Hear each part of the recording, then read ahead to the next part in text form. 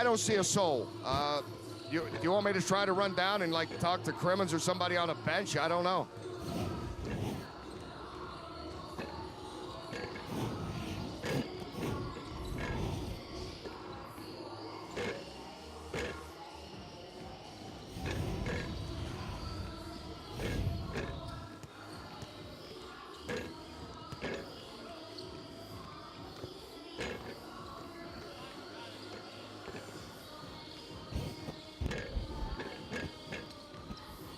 Marcus Jordan.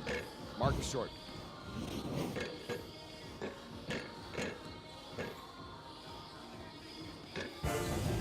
And welcome back live here at Paris Island, Nassau, the Bahamas. And what a day it has been for college basketball fans in this, the semifinal round of the inaugural Battle for Atlantis.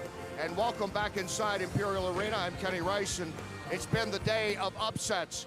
Coming into this, the wisdom was that it would be the two ranked teams, Connecticut and Florida State, playing, and they will in the third place game. Both those teams knocked from the unbeaten ranks today. UCF doing the trick on UConn, and just a few minutes ago, Harvard beating Florida State. Well, as they have throughout this tournament and throughout the last couple of seasons, the Knights of UCF look to one man, a man with the famous last name, but Marcus Jordan has certainly made his own name in the last few years and certainly in this tournament. Marcus, I know you've answered the question many times throughout your life, son of arguably the greatest player to ever play the game. Yeah. My partner, Donnie Marshall, I thought asked a pretty good question in the press conference. Was there ever any doubt you were going to play basketball? Because he said if it was his dad, he'd have played football. But was there any doubt about you playing basketball? I don't think so. Me and my brother, we both dabbled the waters a little bit in baseball. Obviously, my dad's wishes because he loved baseball because of his father. And I think I got hit in the eye twice or something playing baseball, and that was it for me. So ever since I picked up a basketball, I've always enjoyed it. You were born in 1990, so you were very young when your dad's Bulls won those first three. Then there's a little gap. Do you remember much about that next run of three? And when did you know just how special your dad? I mean, of course your dad's special, but as a player, when did you know that? Well, I like to think that I was the good luck since I was born in '90 and then it all started. But I remember a lot, going to the games and bits and pieces and stuff, and I remember one of those championships where after we were in the locker room and, they were all celebrating and there's champagne in everybody's eyes and stuff like that. But it's just a great memory to sit there and sit with my dad now and watch those games and kind of pick his brain to see what he was thinking while he was on the court and stuff like that. Your brother went to Illinois and transferred specifically so you guys could play a year together? I mean, what does that mean? It means a lot. I kind of mentioned it to him as a joke one time, just come to UCF, you can play, and it'd be our last year together. And he came, visited like I did, and he enjoyed it and just made the decision to come. So it's definitely special to have this last year to play together. What's the expectation for you for this basketball team now? You're one of the leaders. You've got this season and another one at UCF to try to mold this program. What's your expectation? I think this year we're trying to just focus and take it a game at a time, ultimately win a conference championship and make it to the NCAA tournament. What's the best advice your dad's given you once you got to this level? He said, listen to it, don't let it change the way that you play, but also take in, what people think are your weaknesses so that you can work on them. And I think just telling me to play my game and don't worry about anything else has definitely helped my confidence grow. Are the guys allowed to call you MJ? Yeah, actually, Coach Jones sneaks in MJ every now and then, and the guys like to laugh about it. All right, Marcus, appreciate this. Thank you. Thank you so much. And he made some spectacular moves today, and especially some clutch shots down the stretch. Oh, reminiscent of a guy that wore number 23 not that long ago. His brother Jeff contributed today, playing significant minutes down the stretch. His mother, his sister, his friends were here. It was indeed a Jordan family affair in what has become a UCF family, a team that is bonded together. Most of these guys have been playing for 2 or 3 years together at least, much the same as Harvard. Perhaps it's not a coincidence that veteran teams have overcome more talented teams, at least on paper, more talented teams, to make it to the championship game coming up tomorrow. UCF against Harvard, and in the third place game, number 20, Florida State, taking on number 4, UConn. When we come back, Dave Strader and Donnie Marshall will take a look at the championship day set up tomorrow in this battle for Atlantis from the Bahamas.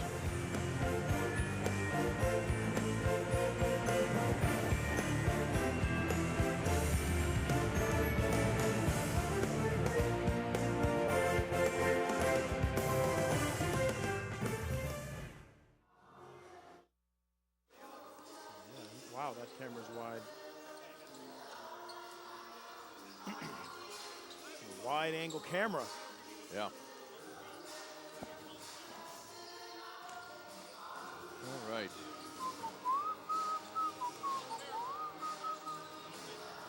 Well, I'm not going to need this, right?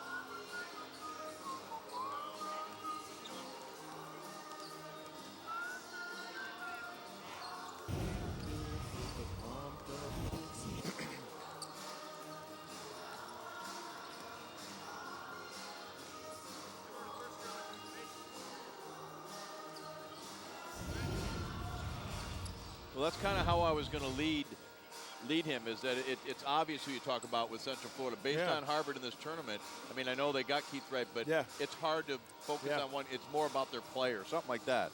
Yep. So, but you got to show something. Do you have that one three-pointer that went down to the very end of the shot clock?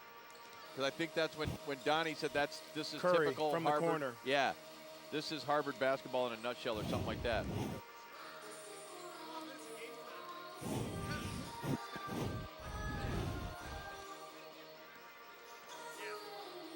And what am I throwing to at the end? Or are we just saying so long? Am I just saying so long? Am I throwing anything?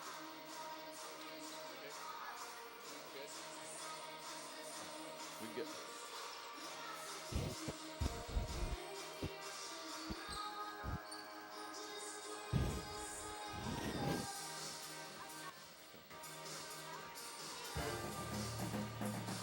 Beautiful evening here at Paradise Island, Atlantis Resort of the Bahamas. We've had two upsets. The most recent, Harvard 46-41 over Florida State, to set up a Harvard UCF championship game. And look at the brackets there. You see Harvard to UCF. That'll be the 4:30 game at 2 o'clock. We will have the matchup that many in college basketball expected. A lot of people wanted it. They're going to get it. Florida State against UConn, the two ranked teams in this field. And they will play at 2 o'clock. Dave Strader back along with Donnie Marshall. And when you kind of look ahead to this championship matchup with UCF, it goes back to what we talked about at the start of each of the telecasts involving the Knights. It's pretty easy to say Marcus Jordan, Keith Clanton. They've been the guys. On the Harvard side, it's hard to pick out one guy. It's more just about how they play the game. It's really Harvard. I mean, it's their entire team. You know, every guy who played except one tonight scored for Harvard, but it's about ball movement. It's about moving the basketball. That ball does not get sticky or gluey with Harvard. It keeps popping, and that makes it tougher for defenses to kind of trail and chase that basketball. So we talked about it. This is a terrific play. Cutting when the heads are turned, drive, draw, drew two defenders there, and now you have a guy wide open in Curry. This was all set up by Rivar. I mean, that's perfect. Look at that shot clock down. I mean, and that was the shot that sealed this game. I mean, not a low-scoring affair, 46-41. Again, Harvard wins. But, you know, this is a team that really, when you say team, it's team in quotes and in all capitals. And the thing about playing that way, when they get down late in the shot clock, they do it on a lot of possessions. They don't panic. So if it's an end of a game or if they need to play at the end of a half, it's something that they're used to. I think that's a play that they're used to having, you know, down maybe not to zero, but at least under 5. And defenses are so stressed out by that. You know, we talked about that during the game. Patience, poise, not just when you're trying to guard your man, but as a unit defensively, and it's hard to stay patient when you have this ball going back and forth, but that's how Harvard plays. Well, speaking of poise, I think we've seen that from number 5 for UCF, Marcus Jordan. He's shown poise in front of the camera, poise on the court. I mean, that's what I was going to say. On and off the court, this guy just gets it. You know, some kids get it, some don't. Marcus Jordan gets it. He can score in so many different ways, you know, but, you know, the scoring and him getting to the basket, to me, is really not the story. The story is his leadership with this team and understanding when he needs to score and when he needs to find teammates, and he does a terrific job of that. Donnie Jones has a great player right there that's a leader for this team. That means a lot. Yes, this is a veteran team, but I'm telling you, Marcus Jordan is probably the MVP of that team. And quickly, Keith Clanton, you mentioned he would be a matchup nightmare for UConn. It's going to be a matchup situation now for her. Like they say in the Northeast, at least in Boston, he's hard to God. He really is. Yeah, I mean, he can stretch you out if you're a big guy. Biggs, we saw today, struggled from UConn, trying to guard him. Oriaki, Drummond, can't guard him on the perimeter. In the post, you got a small guy on him, he's going to destroy him. two terrific players. Like I said, 40 points combined for those guys. It is going to be a treat to watch them play tomorrow. Tune into HDNet tonight for more exciting Battle for Atlantis action. College of Charleston faces UNC Asheville, and Utah squares off against UMass. Be sure to join us right back here tomorrow beginning at 2 o'clock for final round action of the Battle for Atlantis. For Donnie Marshall, Kenny Rice, the rest of our crew, I'm Dave Strader. So long from Paradise Island in the Bahamas.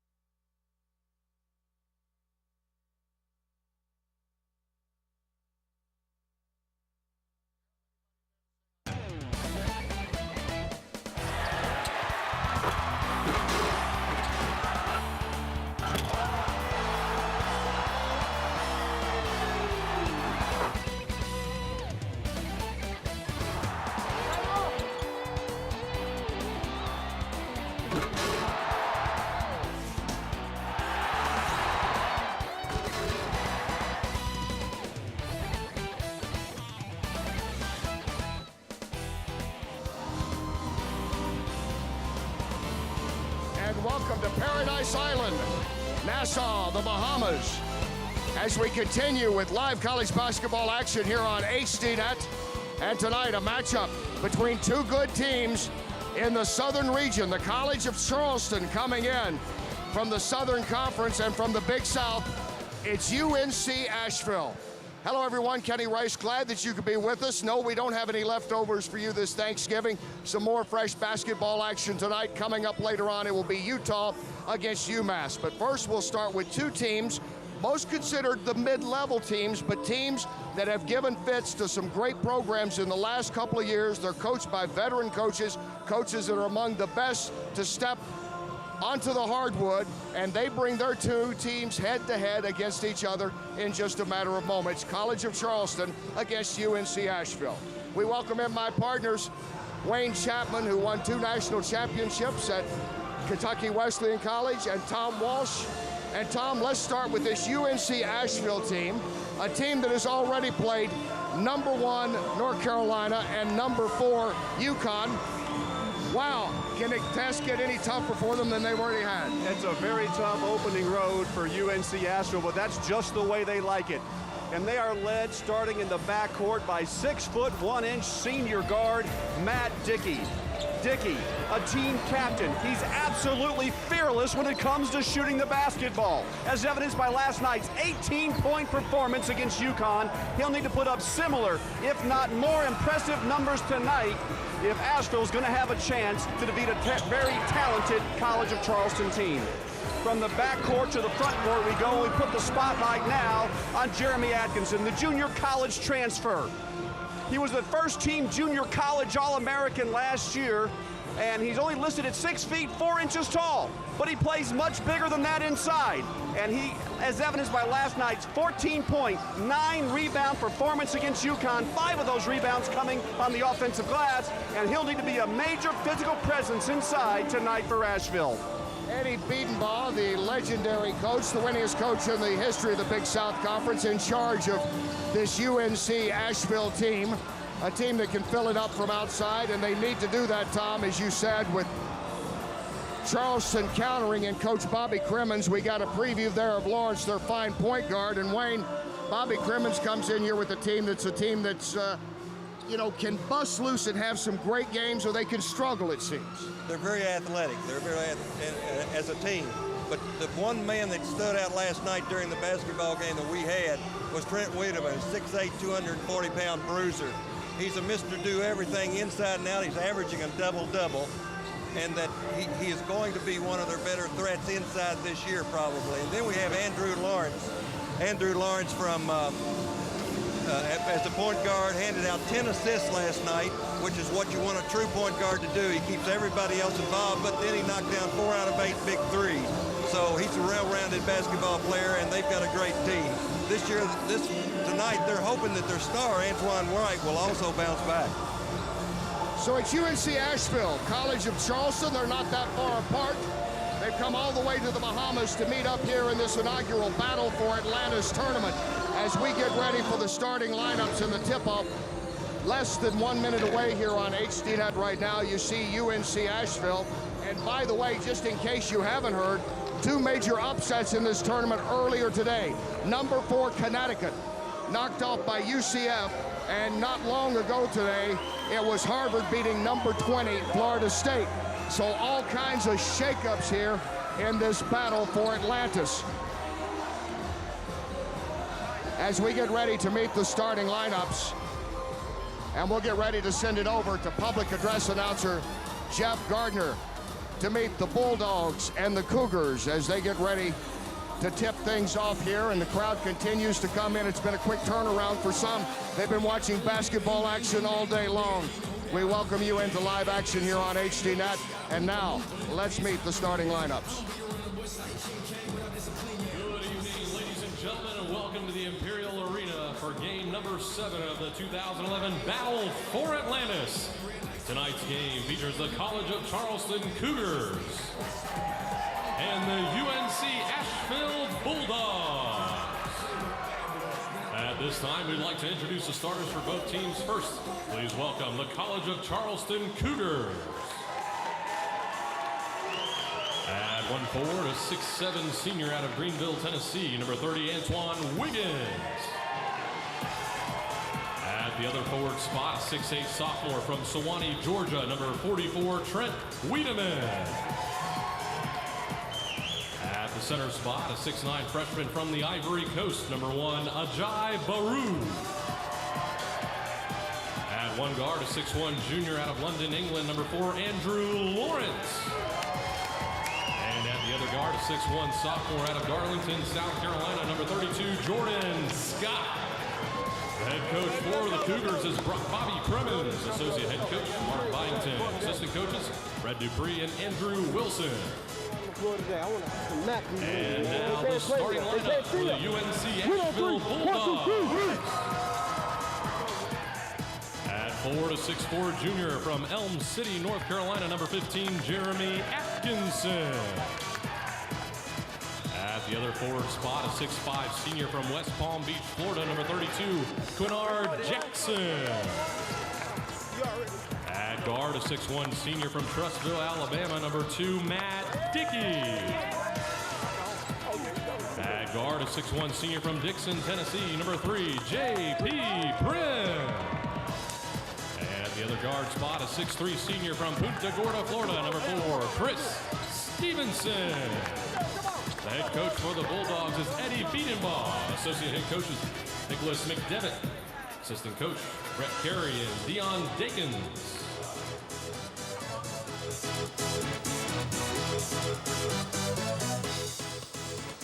UNC Asheville, College of Charleston, ready to tip things off this evening. Hal Lusk, Brett Smith, Warren Evans will be our officials as you take a look inside the huddle of the Cougars. And there's Eddie Biedenbaugh, as we talked about, the winningest coach in the history of Asheville, winningest coach in the history of the Big South, the man who says he loves to play those tough early season tournaments, even though it's been a while since they've actually played in some tournaments like this. And it's been a great experience, he thinks, for his team. Well, they battled hard last night against UConn and kind of kept them out of the rhythm for several minutes in that contest. We'll see how they can bounce back, as well as College of Charleston with Coach Bobby Crimmins after a tough game yesterday as well. And Chris Stevenson will jump things up for Asheville in the white uniform. And going against him is Ajay Baru, who is the best recruit in the history of College of Charleston in terms of looking at those numbers, who's a top 20, who's a top 25 guy. He came to the campus to visit some friends and stayed around. A great boost for Charleston. The tip is controlled and it comes over to Asheville. And with it is Matt Dickey. Well, Dickey, of course, was outstanding last night, but J.P. Prim, I think, is someone that Asheville needs to get involved very early, and they look for him down low, but an errant pass wasn't looking for it, so let's look for Prim to get involved very early tonight for Asheville offensively. Asheville turns it over to get their first offensive play going, and coming right back now, we'll see College of Charleston. Scott posting up Baru. Spins, won't go. And in the battle for the rebound, it is brought out of there by Quinard Jackson, who was a presence inside as much as possible last night against a much bigger UConn team.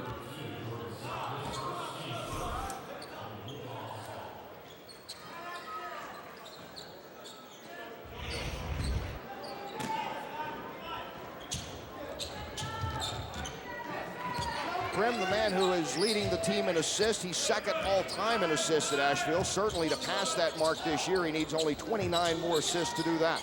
Jackson on top, not usually his shot. They go down on baseline. It's Stevenson who takes an extra step as he was cut off by Wiedemann. Good defense by Charleston. Both teams started out man-to-man tonight. Very aggressive man-to-man, double down on that particular post player then, and then made him, forced him into the walk. Both teams have forced bad shots so far. Hard turnover.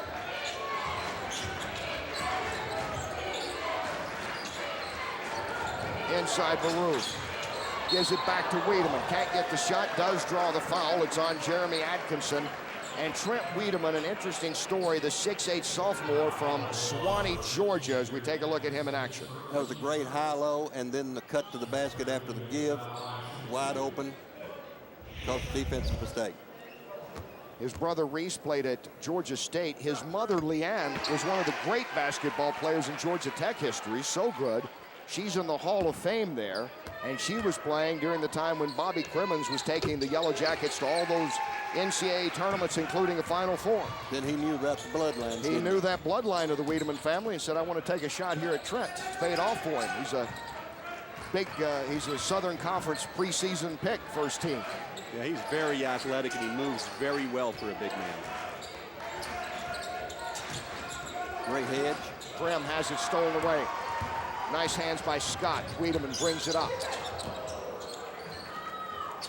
Good look at a three. Shot won't go for Scott. Here comes Dickey. Prim, three. JP just hasn't been able to get on track down here yet, but he's a heck of a basketball player. You'll see him come to life, I think, before the night's over with. It winds up out of bounds. Last touch by the Cougars, so it stays with UNC Asheville. You know, both these teams are very precise in their half-court offenses, but both of them take every advantage they can to run under control, Kenny. This is only the 7th time that these two programs, both in the Carolinas, have played. Well, that's unusual in itself. As Bobby Crimmins said, when have you played against UNC Asheville? He said, that will be tonight. I can't remember. And remember, be sure to check us out on Facebook, HDNet, tune in, log on, represent, facebook.com/HDNet. And if you're Twittering, be sure to hit the hashtag HDNet. Let your friends know live college basketball on tonight and tomorrow night here. You know, Wiedemann's got a nice size advantage out there for Charleston, but they're not afraid to post him up high. He's not necessarily someone that likes to get in the low blocks, though he can do it down there. That'll be interesting to see if Charleston can try to take advantage of some of the size he possesses down low as the ball game goes on. Eddie Biedenbaugh was saying to the official there, you think, Wayne? Had a few things to say, maybe? Yeah, maybe. That defense is awfully aggressive. In the corner, Atkinson, strong with it. Scott just stands there and pulls it down. Lawrence had a great game yesterday, a double-double, 10 of those assists. Throws it cross court to Scott, nice fake. Down the lane, hangs, good. Outstanding drive. But you know, he's the typical point guard from the stand, that the type you want to have on your ball club. He handles the ball and does not turn it over. Averaging 10, gets his first 2. Back at the other end, nice little baby hook by Chris Stevenson. And that was a nice backdoor cut by Prim to get open, and then he was able to make the assist, but the credit goes to Prim for getting that one started with a nice backdoor cut. LaRue. Not there. Wiedemann. There's the blue collar work. That's good size guys. This is a mid-major level, but a 6'9", 6'8" guy inside like they have. And 240 pounds. He is very agile, and he's a heck of a lot more athletic than you'd think by looking at him. Stevenson, a 3. A rainbow 3 here in the Bahamas. Wiedemann, back door, won't go. Nice defense at the end. Here comes Dickey. It's a threaded pass there, too, the line. Inside, Atkinson blows the layup, knocked out of bounds. It will stay with Asheville.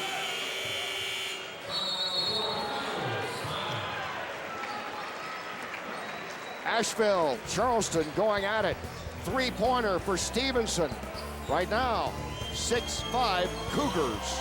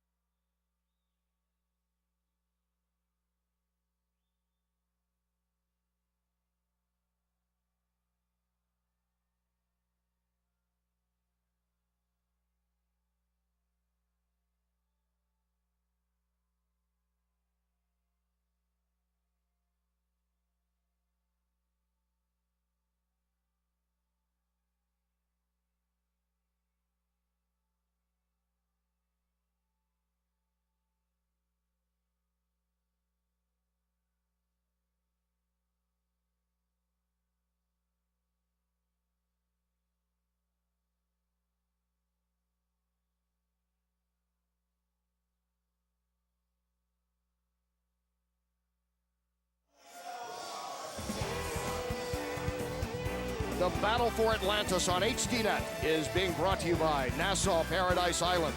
Plan your next vacation at NassauParadiseIsland.com. By Under Armour, who is proud to support the 2011 Battle for Atlantis basketball tournament. And by Coca-Cola Zero. Real taste and 0 calories. And just another gorgeous day here on the island. Many of the fans have been able to enjoy the day and now come in here in the evening at the Imperial Palace Arena and get ready for basketball. Charleston leading UNC Asheville by a point very early in this contest. You know, Kenny, I can't say enough about how much valuable experience Asheville's getting right now. They're playing without their probably best player in Jerron Lane. He's out with an injury right now. I saw him play against North Carolina, and he did just an outstanding job. You know, Asheville right now only down 6-5, but 5 minutes into this game, neither of their two star senior guards, Prim or Dickey, has scored. Nice pass, backdoor Stevenson. Dickey, better defense inside Charleston. That's what the big man will do for you. He'll clean up off the glass. Wiggins, 3. Top scorer can't get it to go. Wiedemann battling for it. It goes to the corner, and it's cleared out of there by Atkinson. Atkinson's scrappy, always around the ball, particularly on the glass.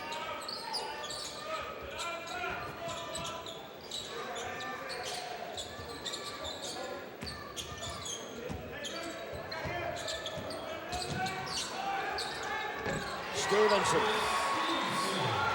I like the flow of Asheville so far. They're getting some good looks. They're running their offense, got people moving. I think it's just the way Coach Biedenbaugh would like to draw it up. You know, Kenny, you asked about the difference between these ball clubs.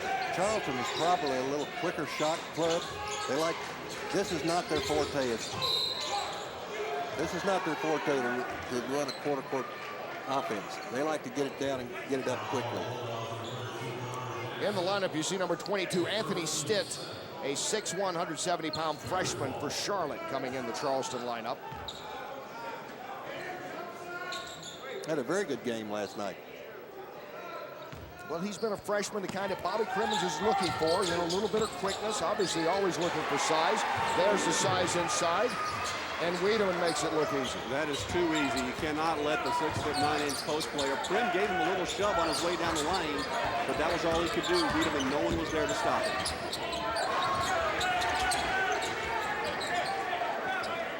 Dickey out near midcourt. Lawrence is guarding him. And Prim, as he's going around, he feels the elbow of James Carlton, the 6'4" sophomore who's in the lineup now. You know, Kenny, ever since they started playing the hedge and those high post picks here in the last 3 or 4 years, I've wondered why point guards or anyone coming off that pick hasn't deliberately run into that defensive player. It's such an easy call for the referees to make.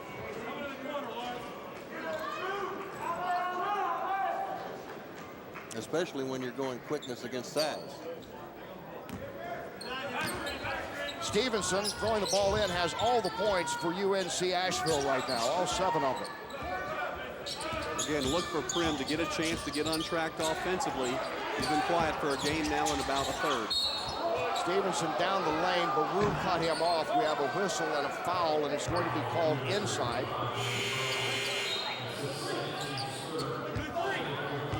I think that was the inexperience of Baru there. He's just still learning this game, even though I think he's played about 4 years. Matt Sundberg comes in, a 6'8" junior, number 5 for Charleston. Stevenson, nice move. Can't get it to go. If he's not scoring, the team isn't scoring. Andrew Lawrence comes running out with it. Lawrence all the way down the lane in the basket. Boy, what a pretty scoop as he came in down the lane, was able to avoid the contact and get the shot up. He's an impressive player, particularly when he's driving the lane. There's another guy that didn't start playing basketball till he was 15 years old, and he may be on the Olympic team for his native Great Britain. More about that later as Dickey gives it inside, and they're finishing it off is Jackson, who posted up well that time. Very poor weak side help from Charleston. He had to get up. You've got to get over. If you're going to front the low post, you've got to get over and get help from your teammates. Again, it's Wiggins, who has been cold in this tournament, but Baru is there to follow. At the other end, Stevenson. Thank goodness he's in there. He scored all of them for Asheville. He's leading it, isn't he? He scored 9 of them. That was a beautiful finger roll, too. He was kind of off balance from the left side, laid it up off the fingertips with his right hand. Straight away, Sundberg, no. We talked about Charleston having the height advantage, having the size. There you go. There's the guy they look for, Matt Dickey. 3-pointer. He had 18 against UConn, the most valuable player in the Big South.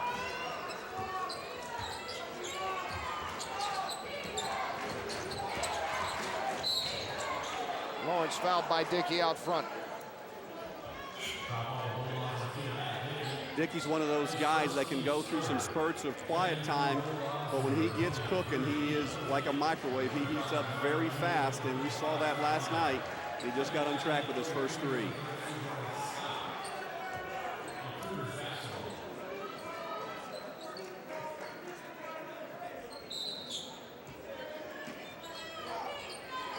Lawrence inbounds to Stitt. Drives the lane. Lawrence, good look at a 3, and he can fill it up from there. One of the best 3-point shooters in his conference. 4 for 8 last night. He's on a roll down here. And Myers got to get out and get a hand in the face of Lawrence whenever he was too easy of a look from the 3-point stripe. Keith Hornsby now in the game for Asheville. Down low. Wanunu in for the first time. John Wanunu setting the screen out high, and another new body in there in Trent Meyer. Wanunu baseline. Over to Hornsby. Keith Hornsby, the 6'4" freshman from Williamsburg, Virginia, connects on his first shot. He's just a playmaker. He gets his hands on the ball. He makes things happen.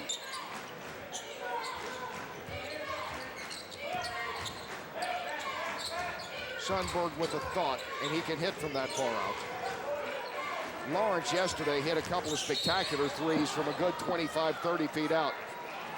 Wanunu comes out and commits the foul on him. Almost halfway into the first half, Charleston leads Asheville 17-15.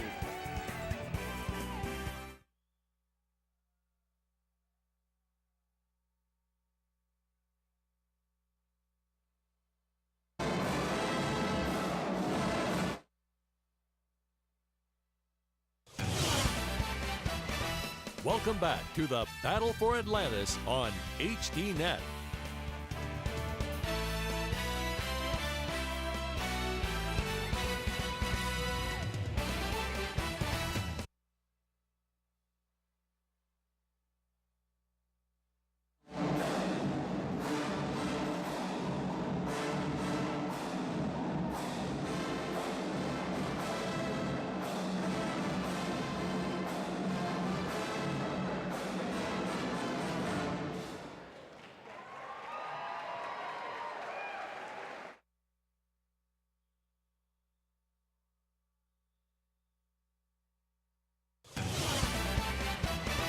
Welcome back to the Battle for Atlantis on HDNet. College of Charleston and UNC Asheville meeting here in the second night of action of live college basketball on HDNet, the inaugural Battle for Atlantis. Kenny Rice, Wayne Chapman, Tom Walsh, Seth Davis will be joining us in just a few moments. Glad that you could be with us as you look at the Bulldogs from the Big South Conference. Asheville expected to win that conference again and make it back to the NCAA tournament. One of the reasons, number 2 there, Matt Dickey, who is moving up the all-time list in points and minutes and about everything else, but assists because his backcourt teammate of 4 years, J.P. Prim, has those records locked up. Well, they've got a great bond between them. When they came in as freshmen, they had their goals set on getting to the NCAA tournament and doing well, and they've achieved that. Back to action with Anthony Stitt working for Charleston. Drives down the lane, cut off, tries to give it outside. 3-second call inside on Baru. You don't see too many of those anymore. You know, I don't want to keep harping on this young man, but he's learning the game, and he's very inexperienced, but he's got all kind of raw talent, and he's learning very quickly. So much raw talent that major schools everywhere were trying to get his services. And College of Charleston pulled a real coup in getting him to come there. Down on the block, Jackson. Can't get it to go. Rebound brought off by Wiedemann. I like that move, though, by Jackson. He took it strong inside, just wasn't able to finish, but Asheville's going to have to establish something inside. Lawrence, nice assist. Baru with the jam. Well, he drew everyone to him on the right side. All the defenders leaving the left wide open for an easy dunk. Lawrence does that well. He had 10 assists last night. Hornsby chases it down in the corner. Pulls up just inside the arc. 2-pointer for Hornsby's 2 for 2. One little dribble to the left created space enough to get the shot off. Well, he just takes advantage of every minute he gets when he's on the court. So productive. Baru trying for Wiedemann over his head and out of bounds. Kind of a Take another look at Lawrence. Very easy, no one there. Again, all the defenders were drawn to the right side. Just an easy catch and a dunk. Lawrence a double-double last night, 14 points, 10 assists. And Asheville retakes the lead on Charleston halfway into this first half. Meyer. Hornsby in the corner. They get it down low. Wanunu puts it through. That's something that Asheville was not able to do last night with consistency, going to the post like that. They were matching up a lot better size-wise tonight against Charleston. Back out front, Scott pulls up short with that one. In a run is Hornsby all the way in, and it's blocked. I think Baru got the bulk of that, but had hands all over the place. Follow-up won't go. Over the back is Jackson trying to keep it alive. Well, a great hustle. They did everything they could on the offensive end. They just kept the ball alive, kept tipping, kept working. Never could finish, though, and finally they commit the foul. But good hustle on the offensive glass by Asheville. Asheville leading it by 4.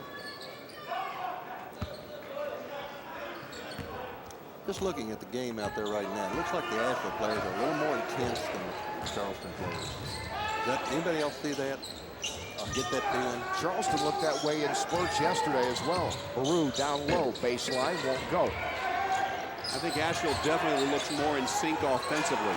Wiggins, he has not been in sync offensively. Their leading scorer was 1 for 6 yesterday. I was talking to Bobby this morning. He said he's come so sorry for the young man.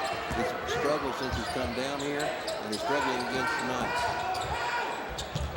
Boy, that was a beautiful finish by Prim off the glass. Just nice hustle all the way around to keep that going, and J.P. Prim gets in the scoring column.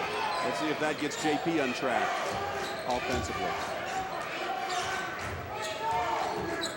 Baru sets a high screen. Lawrence will take advantage and put that 3 down.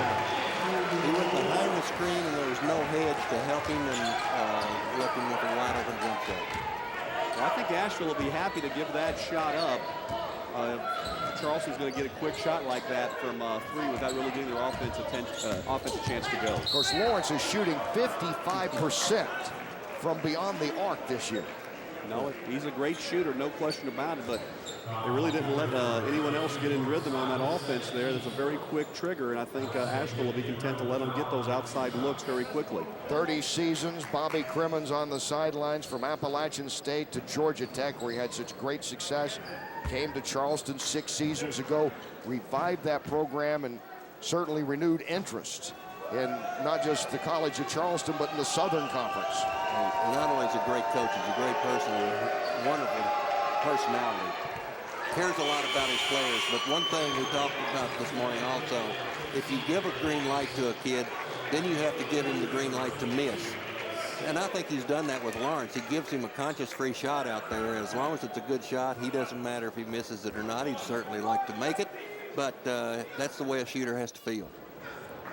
Prim at the line, 88% free throw shooter. Nice stroke, UNC Asheville up by 5. Prim's one of those sneaky scorers. He'll get a lot of points very quietly. You look down the stat sheet and you realize those points have snuck up on you.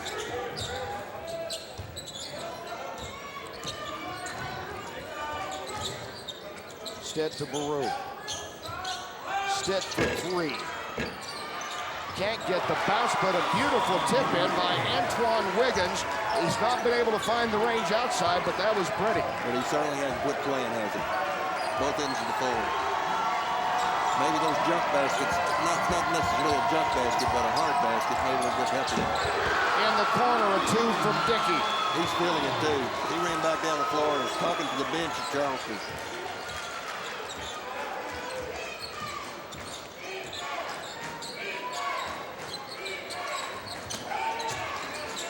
Baru backs in on Wanunu, puts it through, draws the foul. That was a major move for the freshman. Ajay Baru with the good move. Good moves all the way around right now. We have a 4-point game.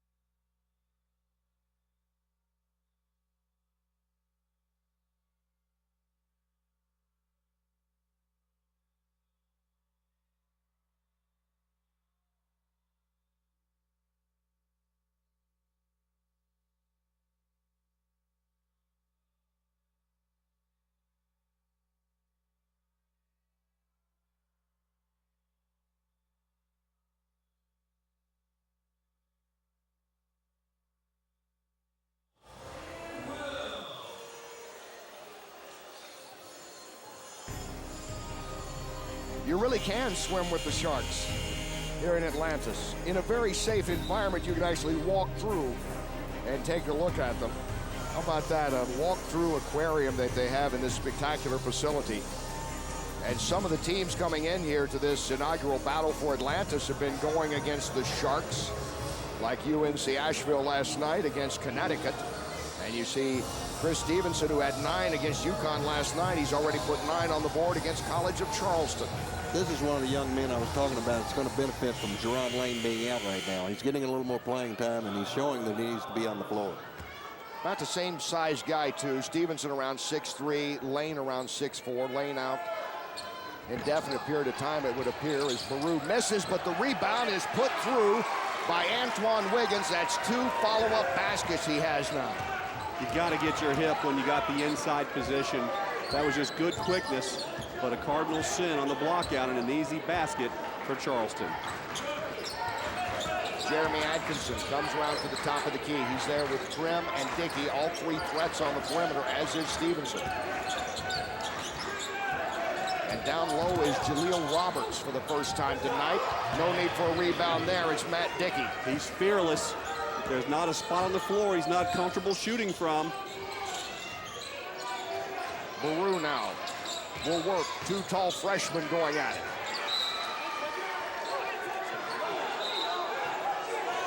Well, it looked like that was out on Asheville. What I like, though, Kenny and Coach, I like how Charleston's starting to recognize that they've got a size advantage inside. They're really trying to work it inside to Baru and Weedham in the last few possessions. Let's see if they continue with that trend. Baru, shot not there. Wiedemann gets the rebound. He's fouled by Stevenson. Or did they call it on Wiedemann for pushing off? Called it on Wiedemann. Wiedemann pushing off.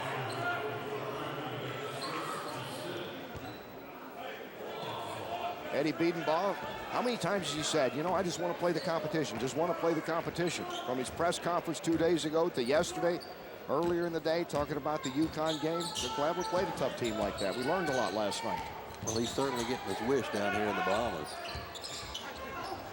Dickey on the baseline. There's nowhere to go there. Lawrence takes it away. Lawrence running with numbers. Nice pass. Shot won't go. Collision. Bodies down and a foul. Looks like they called the charge. Let's take a look at it here.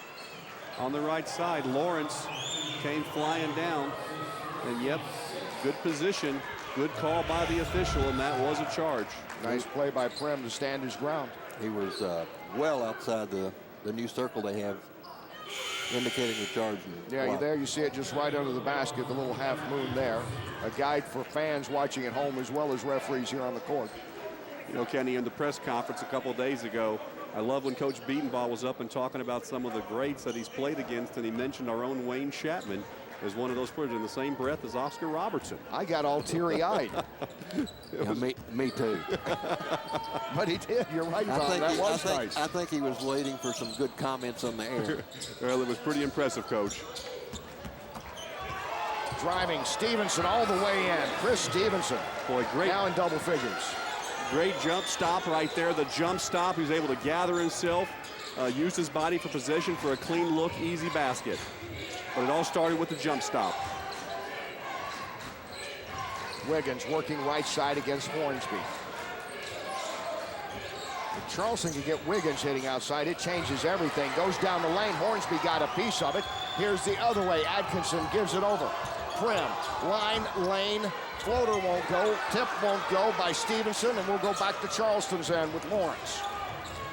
Nice job. He did not have numbers. It was 2-on-2. He's going to reset. Good move by Lawrence. Lawrence going down, over to Stitt, wide open for three, and he puts it in. In the half-court sets, both teams are almost carbon copies right now using that high post pick at both ends of the floor.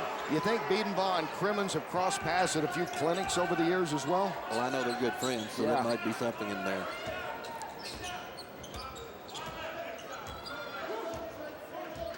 Here comes the high post pick.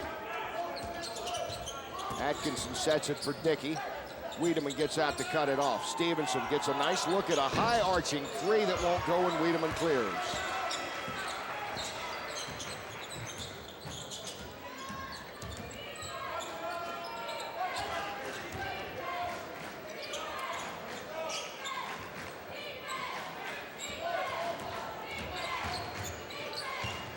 Stitt with the fake, out to Lawrence. Up for three. Not there, Baru skies for it, has it knocked away from him, foul inside. I really like how Lawrence and Stitt played a little give and go there.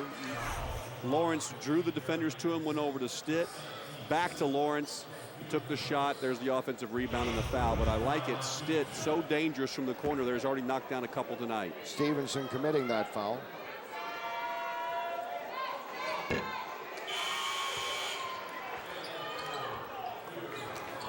And some changes. Coming back in is number 45, Jaleel Roberts, the 7-foot freshman from Evans, Georgia, for UNC Asheville.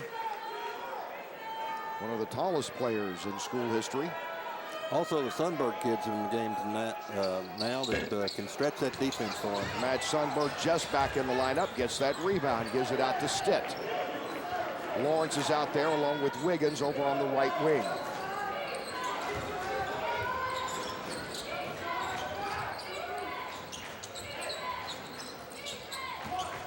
Wiggins drives, leans in, puts it through. That's the Antoine Wiggins we've heard about coming into this tournament but haven't seen. If we can see that again, that is a great execution of the triangle offense inside with the three big people. Dickey, who has 8 points, gives it to Stevenson, who has 11 points, tries to feed it inside, stolen away. Lawrence running at the other end to Baru, who can't get the shot to go, whistle, and a foul. Boy, I thought he got set a little bit late. I thought he was already in the air before he got set. They'll call it against the big man. Nice move by Antoine Wiggins.